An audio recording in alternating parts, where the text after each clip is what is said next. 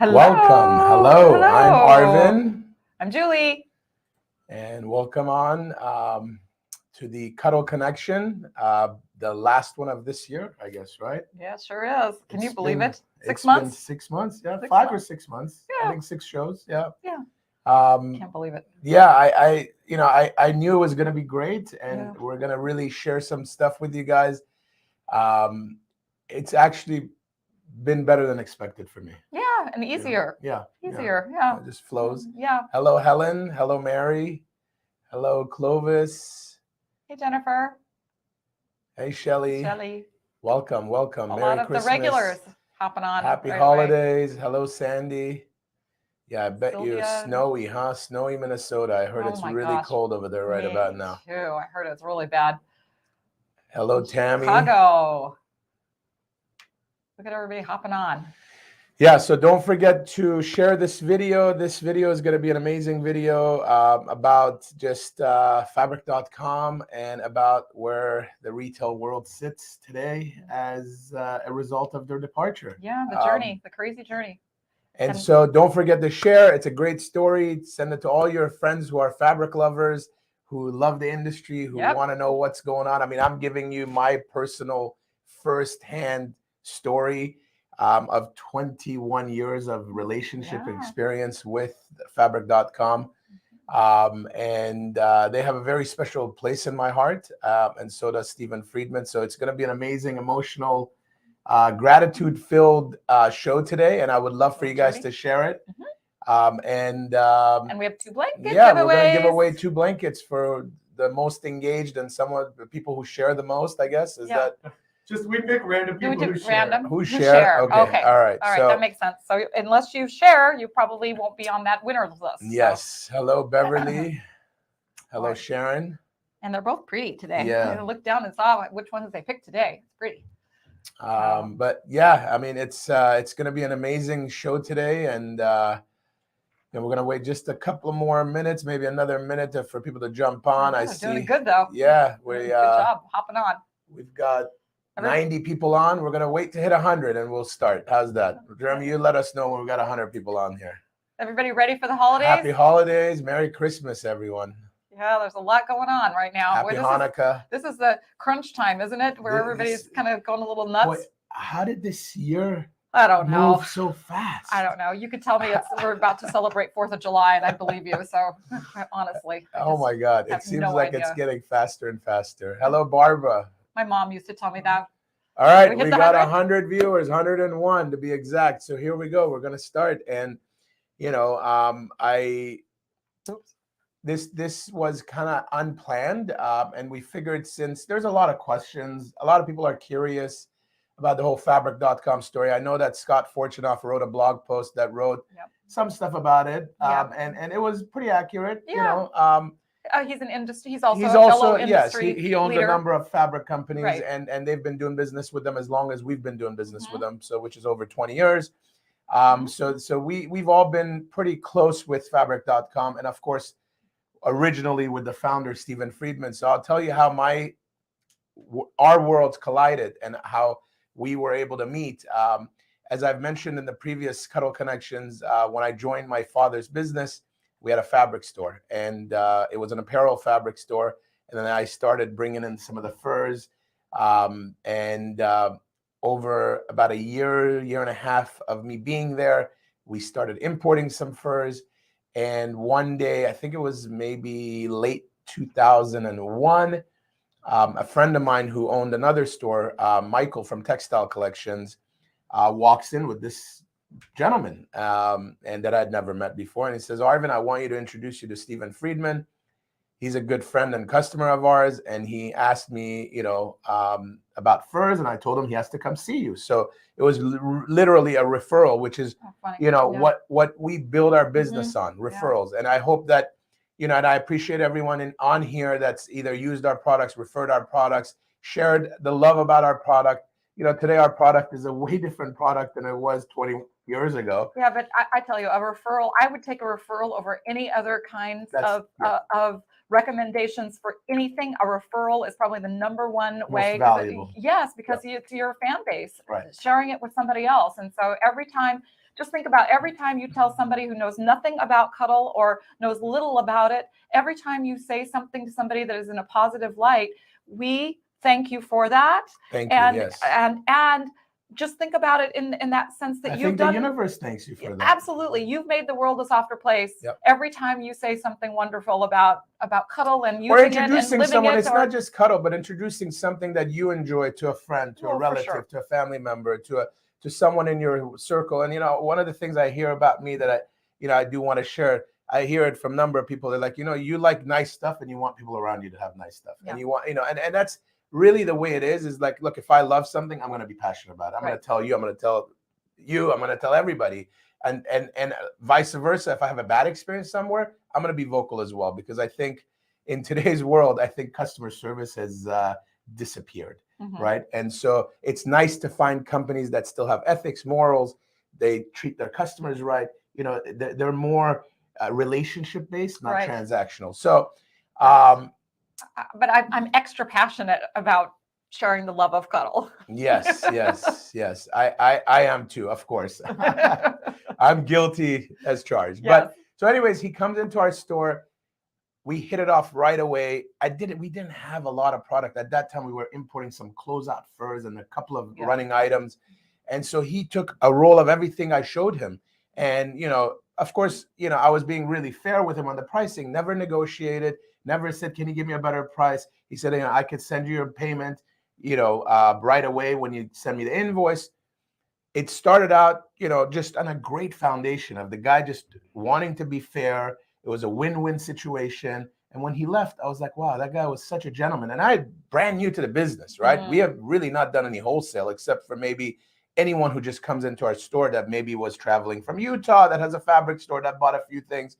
But this was really the beginning of our wholesale. Well, and really everything down where you were was a negotiation, right? Right. It was always a jockeying haggle. for, always a haggle. And that's what I hated about being in the store. And that's what I forced me to really get up and want to have a better future and want to get into wholesale and want to create a product line.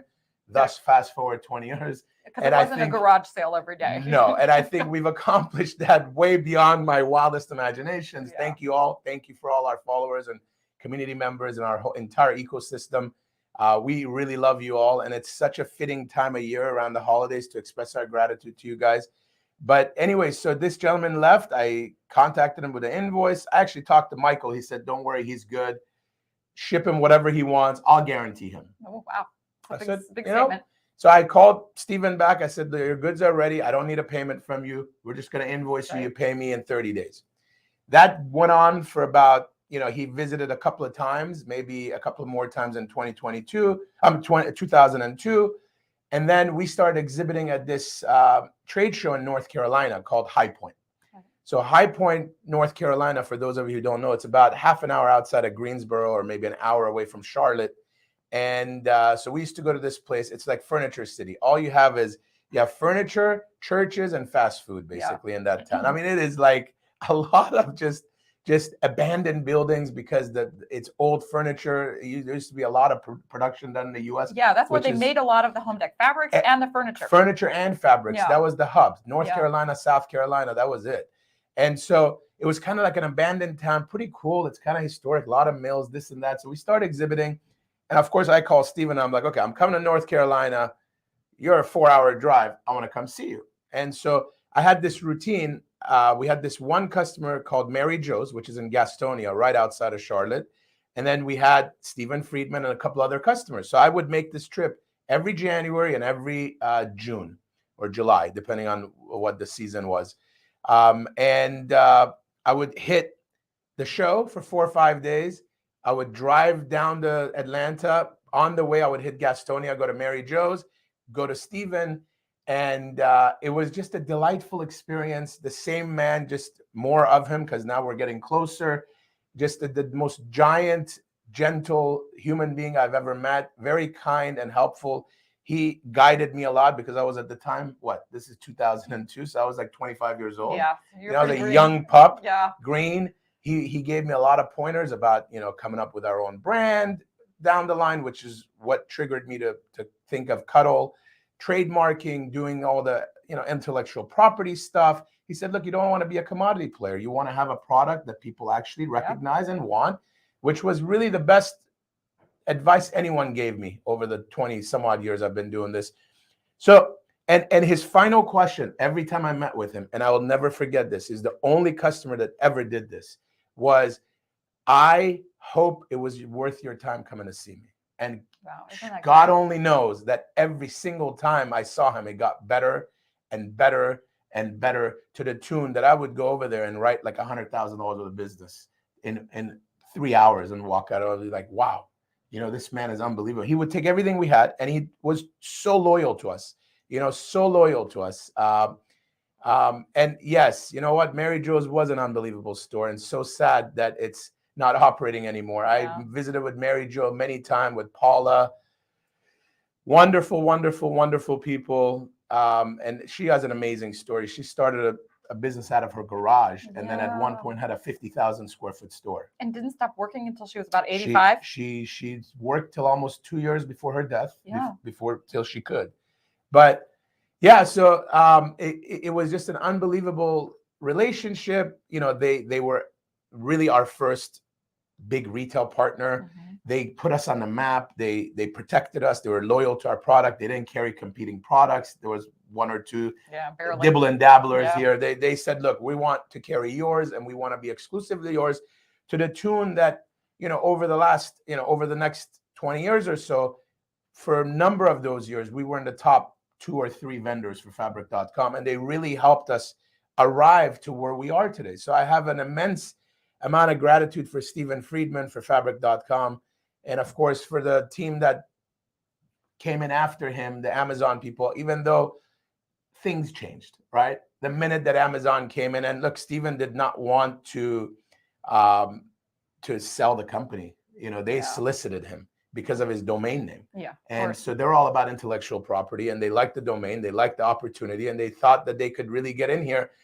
But over the last 12 years, they found that. So Fabric.com, I believe, if my memory serves me correctly, sold to Amazon in 2010. Stephen stayed on for a couple of years as their CEO, and then they wanted him to stay. He didn't want to stay because the company had become nothing like what he knew. The relationships, the people, the way you handled people. The most important thing to him. Yes, which was just ethics, doing the right thing. Look, Amazon was great. They're amazing at selling products, but there is no secret. They are a machine. They have no feeling, relationship based. And that's what Stephen built his entire business on. Was on relationships. And so I'll give you guys a fun fact. So Fabric.com was actually created not to be a business. It was created, so Stephen Friedman is a lawyer by trade, and so he started this. He was in the fabric business. He started this to sell off his fabric and get out of the business on a Yahoo page. Phoenix Fabrics was right. And so then he saw, holy moly, that I could sell goods here. So he kept feeding the beast. And that's how Fabric.com became Fabric.com. But anyways, fast forward to Amazon. Look, there's a lot of stories out there about Amazon, and most of what you hear is right. They are very dollars and cents, data-driven company. They take emotions out of things. They take relationships out of things. And they have a very predatory way of being, because other people don't work that way, really. They were the first real organization to come in. I guess Walmart used to be somewhat like that. Very aggressive, with the way they treated their vendors. But Amazon was just on another level. And so Amazon comes in.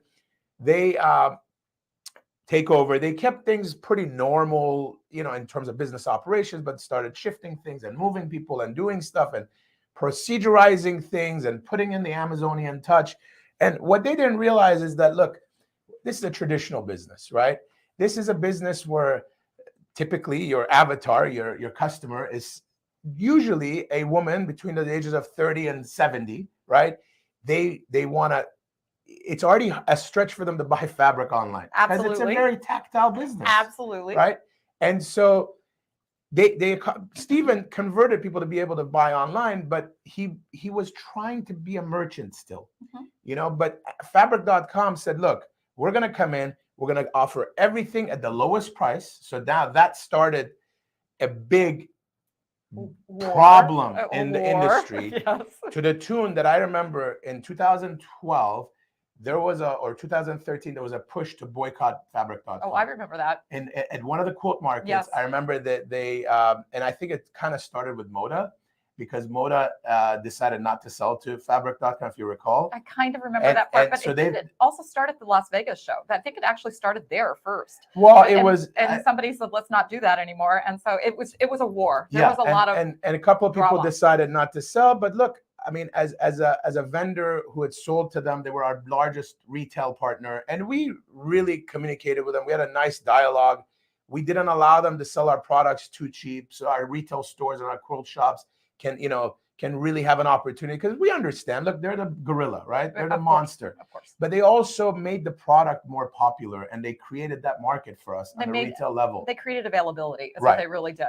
And so, and of course, everyone else except for Moda decided, hey, we're going to continue doing business with them, because truthfully, they did create availability and access to all of the products that they sold. Yeah, that's true. That even today, with their departure, how many people have called us and texted us and emailed us, where can I get your fabric? It's happening right now. It's happening every day since fabric.com closed. Yeah, so every day. There's pros and cons with everything. Look, the con was, yes, there were an overwhelming power in the industry. You didn't really have, and every time our customers would sit and say, why do you sell the fabric.com? They're going to hurt our business. I said, in my opinion, and I'm the type to want to see things from a glass half full, for sure, not half empty, and not be victimized, because you know what? It's easy to say, oh, they're going to eat our lunch. But I would tell these stores, I would say, look, fabric is a tactile business. You need to create retailtainment in your store. You need to have classes, you need to have events, you need to find your niche. Right. Find what excites your people, because sewists sew because it's therapeutic. Sewists sew because it's a hobby. Sewists sew because it's, you're in your community. Well, they're so for two reasons: because you want to, right, and you love to create, and you have a need. It's a passion as well. Yes, you have a need. And it's so hobby, sometimes we sew not because we want to, but because we have to get something done. And then other times we sew because we have the need to create. And then others have made a business out of it. Right. So then I suppose there's three versions of it. But I honestly, the fabric.com was just one of those ends to a means. We got what we needed from them, but we didn't love them per se. Especially when Amazon took over, for sure. Yeah, I mean, the whole thing changed. Yeah, I'm talking only Amazon days. Right. But knowing, when you go back and you look at other behemoths that have come along the way, but there are true business that have a love for the humanness of things, then we don't feel the same way towards them that we felt towards the fabric.com Amazonian style. And so they were just an ends to a means for everybody. And so we did our best to manage them and to make sure that our regular customer that wasn't the Amazon customer felt more special. Right. And we did. And we went out of our way to make sure that we made as many programs, ways for them, for our stores packages, to be the best that they could be at their level with what they did, and not even compare themselves to fabric.com. 100%. Because it's not a comparable thing. Look, it's, in my opinion, someone who wants to go and create something, that wants to be inspired, is not going to go to a local quilt shop and then go buy the fabric on fabric.com for $1 or $2 cheaper a yard. I'm sure it happened. It happens sometimes, but most of the times, it's different. It's that there's a feeling attached to it. So, absolutely. So I think, and I want right now. 100%. That instant gratification has got to be worth a couple of bucks a yard, right? And that's the whole thing. And so, as Amazon took over, of course, Amazon doesn't like to keep anyone in any position for more than 2 years. So every 2 years, we had the buyers change and the management change. And so now you got to build new relationships. And and you have to train them, because typically they don't know anything about fabric. Anything, right. So you totally. I think they brought one person from Home Depot, the other one from Kelly Papers. They're not even industry related. I think we had one gal who was a buyer that was the buyer for Children's Place or one of the Carter's kids or something like that.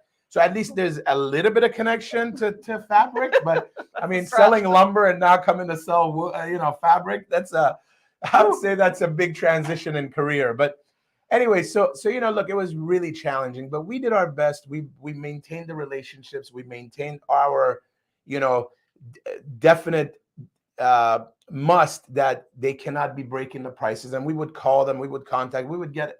At that time, you were working for Fabric Depot, which was the second largest online retailer for fabric. And so I would get calls from her. I would get calls from other people. Why are they selling them so cheap? So it was like an ongoing, always battle. And we threatened to stop selling the fabric.com, I think maybe like 3 or 4 times over the years. Oh, yeah. Because of price breaking, because of just them not honoring the relationships that we had and the agreements that we had. So a new person comes in and they forget about everything, right? Oh, and I remember one time we were at Quilt Market. This is when they had brought in their new regime, this new buyer and the new district, I guess what they call them a DM. And department manager for the buyers, and I had a conversation with her. I said, I want you to look inside this quilt, hall, the quilt market. And most of these people who own these companies are not going to be able, you're not going to push around. Right? They don't need you. They like you because you help them sell product. But if you want to have your way and be the Amazonian and start dictating things and having like a totalitarian regime, these people are smart enough, most of which are well off enough where they could walk away from the business, like Moda did, right? For many, many years. I think he stopped selling them right around that time in 2012. And he's never sold them again for 10 years. That we know of, yeah. And he could have sold millions and millions and millions of dollars to them, but he decided he didn't want to do it. So anyways, I had a conversation. I said, look, this is a traditional industry. And at that day, I remember I walked over and talked to my friends at Fabric, Robert Kaufman, and I said, you know what? I think fabric.com days are numbered. And honestly, they lasted longer than we thought they would. They really did. Because in the grand scheme of things, even though fabric.com did millions and millions of dollars of business a year, when you're part of Amazon, that's like 4 hours of sales on Amazon.com. Right. I mean, it's like nothing. It's literally, and to do all that stuff. And Amazon, you pick a product off the shelf, you put it into the box, and it's gone. In the fabric world, you got to go find the bolt. You got to bring it. Someone's got to be trained, qualified. And we heard all those rumors, the reviews about people cutting fabric crooked. And we saw it. The pictures people would post in their stuff. So, but you forgot about the other half of it. They first of all had to get the product in. And then they had to organize it in a way that they even knew how to find it. And that didn't always work out so well. And so that actually, Amazon has their internal warehousing systems. I don't think that was a problem. Until they had fabric rolls sitting out in old rail cars sitting outside. Yes, there was a lot of, definitely, remember when they first took over, there was a lot of stuff just gone missing. Yeah. Like we would ship them 500 yards of Cuddle Dimple charcoal, and all of a sudden they would turn around the next week and order another 500 yards. And I'm like, what's going on? I would ask the buyer, oh, well, they can't find the 500 yards. I'm like, how can you not find 500 yards of 10 rolls of fabric? And our fabric rolls are not this tiny. They're big. They're like 12 inches in diameter. And I'm like, oh my God. Like, it was such a shit show. I mean, it was such a shit show. And it was just, look, it didn't feel home anymore. It didn't feel right anymore. We did a lot of business. We needed that. We needed them to be there for the people who were our manufacturing here's the point. That what couldn't did we afford need to buy from us. But what did we need from them? One of the things that the suppliers needed from fabric.com was their buying power so that we could test things. New products. Yeah. So we would test things with them. If it's sold there, it's very likely it's going to sell in the mainstream stores. And so we spent a lot of time. Well, not just us, all the fabric companies that worked with them we used them for A/B testing for things, as well as being able to meet those gigantic minimums that our mills require. Yeah, we could not bring in half the product that we brought in over the last, look, our product line really started growing about 10 years ago. Right. We couldn't have done, and of course we migrated from, a fabric store to furs and then to polyester cuddle and then, so we could have never done that product extension, at least half of what we have, we couldn't have done. And many cotton customers also say the same thing. And so I think it's one of those things that we have to take the good and the bad with somebody like that. Yeah. And we had the good and the bad for a long, long time. And believe me, we waited all the time. We would have meetings, what's going on with fabric.com, and I remember the last time there was a change in their regime, that's when things really got crazy. And that's when, the girl came in totally disregarding everything we had set up with the previous buyer. So hard. And came in so green. And I had a little run-in with her, and I called her boss, and I said, look, I've worked 18 years to build this business. I've worked 17 years to build this relationship with Fabric.com, and you cannot come in here and change that. If that's your attitude, we're done. We're out. We're gone. And actually, I held one shipment. We didn't ship under 1 week shipment. And then I reached out to her manager, who was the main guy, and I said, look, this ain't gonna happen. We're not desperate for your business, even though we like to keep it. Yeah. We're not stupid. It's nice business, but I'm not gonna allow her to come in right off the street and change everything we've done for the last 18 years. And so he actually, Quilt Market was the following week. So he texted me and he said, I want to meet with you. We met at Quilt Market, and he said, look, I've talked to Seattle. I've talked to our upper management. Shannon business is not something we're going to walk away from. Please make this right. I've talked to the buyer. We're going to go back to honoring what we had in place. And so again, it was always a tug of war. You know, it was like they always tried to just nickel and dime you or take things away. And it's just part of their DNA. It's the way they've become Amazon. I mean, you don't become a $1 trillion company without stepping on people. Well, for sure. Right? For sure. And so we did our very best to I know there's a lot of questions going on. There are a lot of questions, and we haven't been paying attention. But you know, but I kind of know where a lot of them are. Future. People are asking about what to do now. Yeah. So you know, just to wrap up this story, obviously Fabric.com, Amazon over the last couple of years, they, you know, with COVID and everything, they've had a hard time. Yeah, they struggle. You know, I mean, look, like everyone, pulling the roll, cutting the roll, putting the roll back, putting the fabric is a lot more steps than just putting a phone in a box and shipping it, or putting a pillow in a box and shipping it. And so then they came back and they said, over the last year, they tried to make us do the work. And they said, you know, what if you do drop ship and we move everything to Amazon? They didn't want to cut the fabric. They figured out that was their money pit. Yeah. That was where all the resources were going. And that's why they're losing money or whatever, not making enough money. And so basically they came and they had a conversation with a lot of vendors, and nobody bought it. Nobody wanted to do their labor for them because we're not set up to sell directly to retail, right? We kind of said that. Well, we said we're not ready to do it. Maybe down the line, but today's not the time, and we could continue to do it. And that their whole thing was, well, we have to do it over the next year. And then that one auspicious Tuesday morning, we received that one email, right? Yeah. And at 6 a.m. Pacific, that effective tomorrow, Fabric.com will be shutting down its operations. Now, just imagine this is what happened. Monday night at 5 p.m. Eastern, they sent an email to their employees, of which there was, I think, over 250. Tuesday morning at 9 a.m. Eastern, they sent an email to the vendors.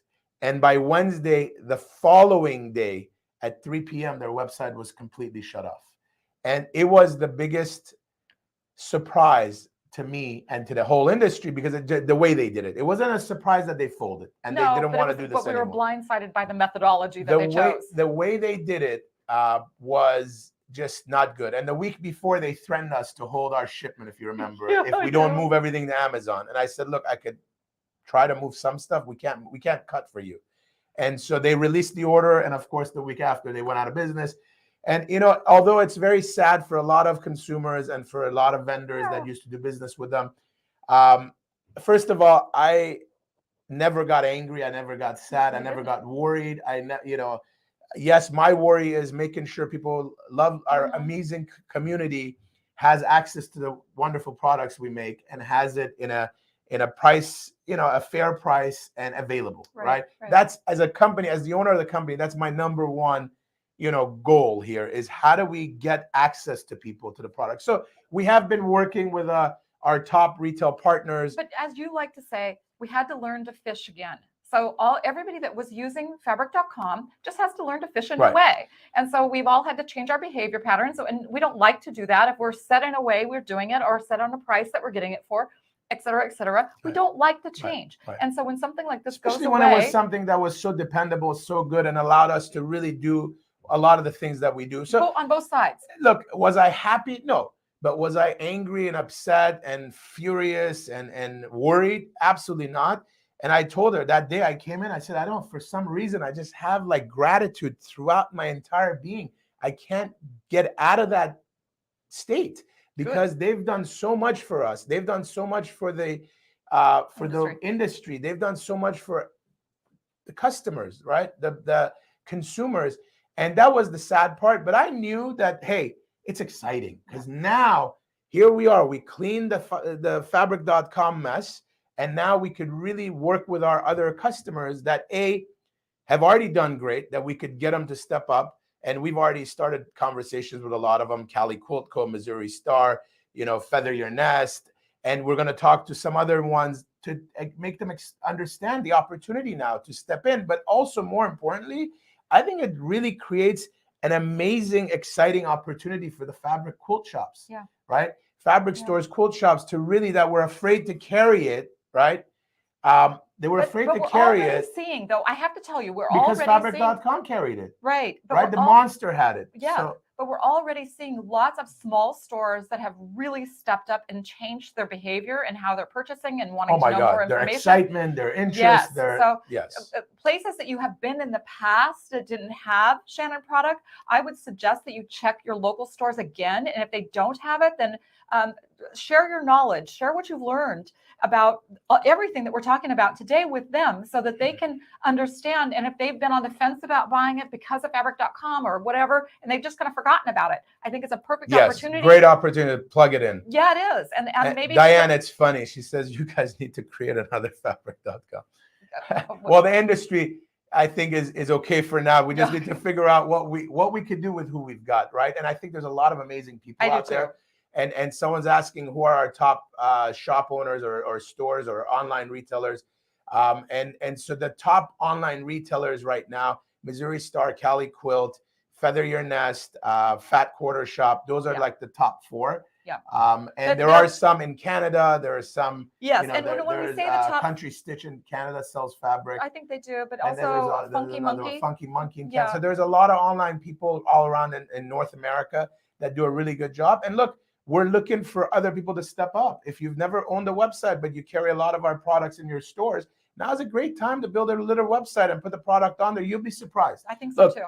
Again, you need to have your niche, right? You need to have something special about whether it's your selection or whether it's the projects you've created or whether it's a regular class to get people to come in or whether it's just a guild sewing for a cause, doing Quilts of Valor event in your store or doing something that draws people in. This is an emotional product, right? It delivers comfort, joy, and happiness. And God knows in today's world, there's so many people in need of comfort, joy, or more of comfort, joy, and happiness. Honestly, if you've got a favorite store right now that you're thinking about and you're not putting it in the feed, I think it's a great time to do it, just to say something about some of your favorites that are trying to grow. Yes, put them in. Like Minky Corner, of course, they're great fabric center, but I don't think they sell fabric online. I think they don't. You have to call the store and ask for things. Right. But there's a lot of amazing stores. There are, and it's so hard for us to call everyone. To call out everyone. But also, I saw a lot of talk going on about our store locator. We're going to work on the store locator. We understand that it's not perfect, and we have to figure out a better way to do it. And so we're kind of gathering data right now to kind of figure out how to make an alteration in it so that it makes it a little easier for you or a little just different. Yes. So yes, we're going to make it more robust, I guess is a word that we could use. We want to provide you the right information, right? Yes. We want to give you highlight more of our partners. And we're thinking about this new program, and we're going to roll it out hopefully sometime in the first quarter of next year, where it will be easier for you to find the stores that carry our products.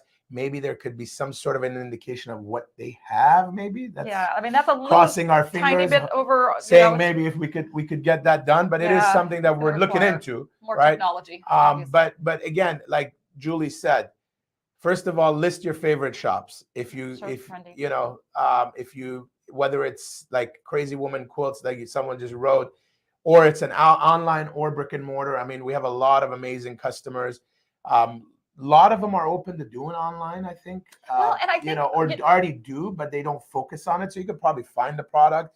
I always say when you find a store that you like and they carry product, they're almost always willing to mail something to you. You just have to call the store. They're real people. They'll take an order over the phone, or they'll talk you through it. Look at Or Valerie. they'll Look at what Valerie just wrote. Or they'll do a live where they can take the fabric with their phone over to the fabric and show you what's there. So just try all kinds of things to try to find product that you're looking for. 100%. You know, it's Be vocal about it. absolutely. You know, like Valerie said, she buys a lot of Shannon fabrics for her shop, and if you're interested in something she doesn't have, she would carry it, because that's what we want. We want happy customers, right? As business owners. So I think ask your local stores to carry the product. If they don't, they're missing out on the magic of Cuddle. You know, and it's funny. This has come up a few times already over the last few days. We used to do business with, I think it was the lady. What's her name? That used to come with her husband. You gotta give me bigger hints. No, she used to come. We used to always have orders for her that sometimes would be held. Okay. Keep With telling the story. Okay. Well, anyways, I'll help you in a minute. I forget her name, but anyway, she used to come to all the quilt markets. She has a store in the Northeast, and so when we first rolled out our brand ambassador program, she did an event called "Are You Afraid to Cuddle?" Mary Jo? No, No, it was not Mary Jo. It was not Mary. Linda. It was the gal I know. with the husband that used to Mary always Gay. hang her. Mary Gay's account. Yeah, it was Mary Gay's account. But who was it? Was it the New Hampshire? Yes. Okay. Oh my You're gosh. getting cold. We're getting warm. Okay, keep talking. I'll think Anyways, in a second here. So she used to bits and pieces. Yes, good Bits job. and pieces. Bits and pieces. Woo! So she did this thing, an event called "Are You Afraid to Cuddle?" Right. So I think that's something that some of these stores, you should walk in there, and if they don't have Cuddle, say, "Are you afraid to cuddle?" Come on, you're missing the ball here. You got to get on the program. So we would love to open new stores. We definitely are looking for more coverage within stores, because I think, look, people love our product. If you're a consumer, you know what I'm talking about. You know, all of us have used this product. I don't sew with it, I use it, but it's just a magical product. If you don't have it in your store, it's an element of comfort that's missing. Yeah. And something that people want. I mean, we were Fabric.com's second largest vendor for the last 5 years. There's a reason why we were the second largest vendor, is because there's a demand for the product. Right. We've built an amazing community, amazing product, and now it's about just placing it in all the different areas, the different stores that could sell it. And again, I'll tell you from my personal experience, she could tell you from her fabric buying experience, I've never sold anything to anyone that said, you know what, Arvin, I had to sell that below my cost. Right.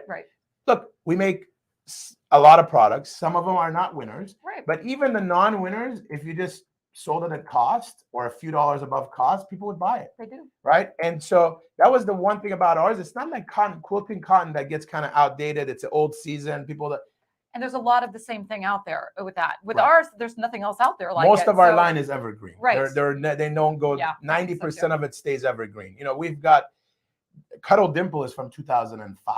Yeah. You know, Zebra Cuddle is from 2006. I mean, we've got a lot of babies that are 15, 16, 17 years old. And so, again, go to the stores. If they don't carry it, you know, tell them to step up, tell them to contact us. We walk them through it. We have a new account, you know, specialist that really try to set them up to win and for success. And if they carry some and they don't carry enough, tell them about all the new stuff and what you want. So maybe they can open up their Diane Vick selection. is somebody who has really kicked it up lately. She's her Lizzie's Busy Fabrics. She's really kicked up. And awesome. So there's lots of folks like that. And so she's right here. They're on the I Love Cuddle page. A lot of these small stores that are trying to really work hard to build their businesses are in the I Love Cuddle page. So by you asking questions there, it's a great opportunity for people to chime in and tell you who they are and where they are and how to find them. So I encourage you to write there too. Gosh, there was something else I wanted to say about that too, and I forgot. I lost it in that train of thought. So I'll have to think about it here for a second. But look, again, at the end of the day, Fabric.com's departure, I think, albeit anything together, you know, albeit it's a little bit sad that they folded. I think it's actually more exciting than sad. I think it is too. And I think I really love how it's empowering so many new customers and old customers to get back on board again and think about it. But it's empowering us is what it really is coming down to. And so the power of the purchase is in the hands of the consumer, and the power of putting it out there and having it available is in the power of the the individual that wants to start a store, have a store, or show their store.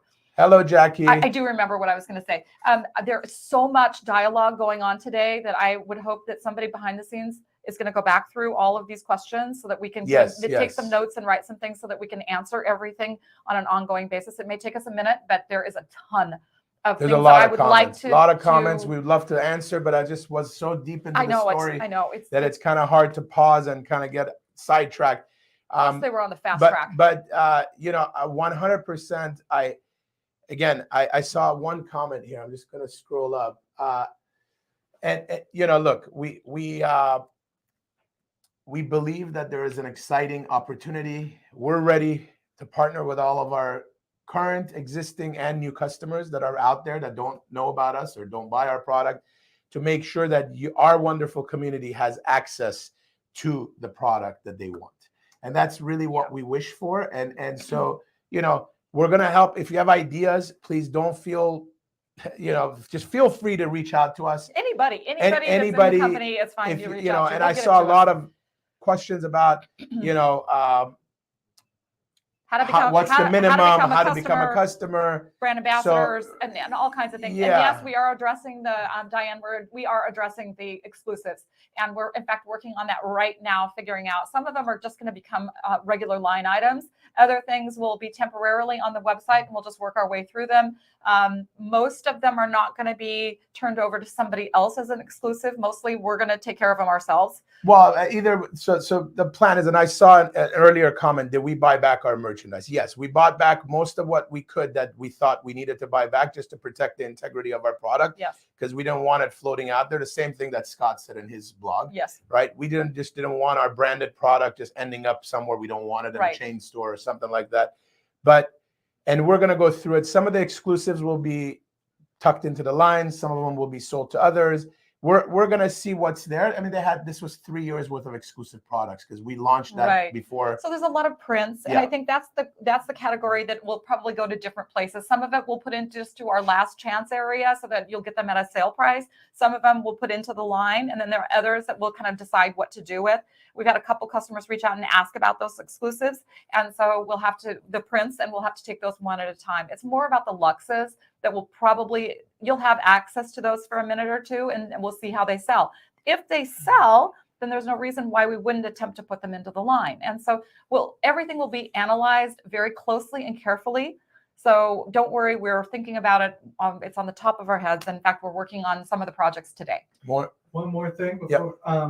There was a question earlier about a manufacturer becoming a retailer. Is that an option? 100%. Happens all the time. Yeah. We have customers who do both. So it all depends on what your comfort level with that is. I mean, it is a whole new ball of wax.